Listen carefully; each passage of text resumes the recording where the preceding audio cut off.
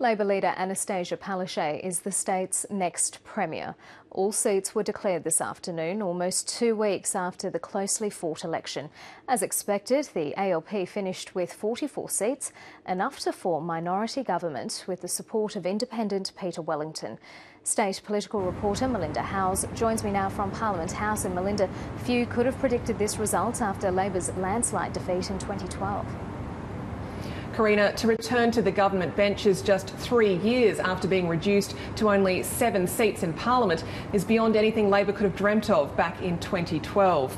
It was expected the ALP could spend 3 terms in the political wilderness, but after a tumultuous 3 years of LNP rule, Labor has managed to pull off one of the biggest upsets in Queensland's political history.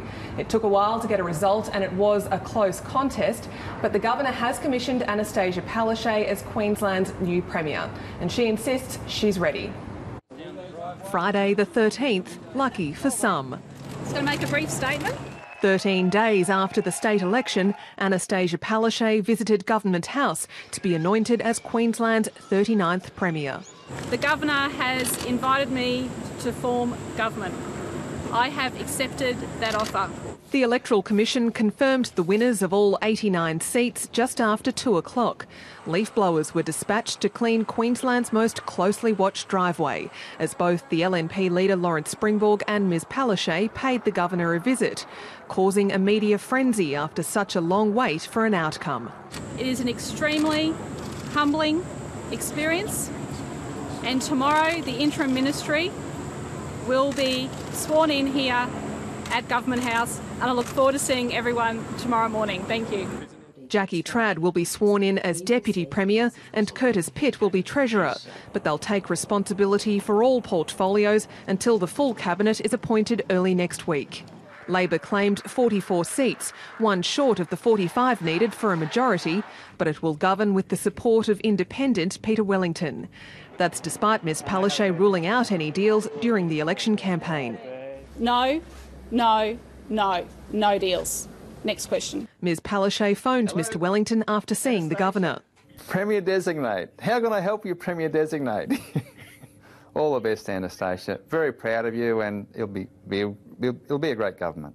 But in another win for Labor, the Electoral Commission changed its mind on plans to lodge an immediate dispute in the seat of Ferny Grove. The LNP had been hoping to pick up the seat in a fresh election and form minority government if it also won the support of the 2 Katter MPs. The LNP is now considering its own legal action.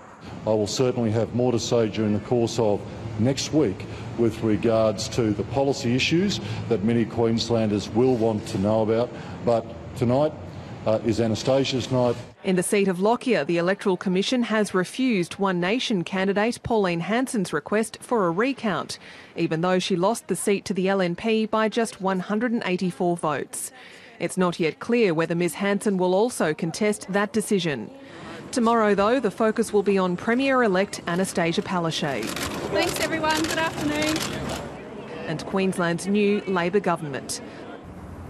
Now that the result has been formalised, the hard work really begins for Labor. Expect plenty of pressure from the new LNP leader, Lawrence Springborg, who has a lot of experience in opposition.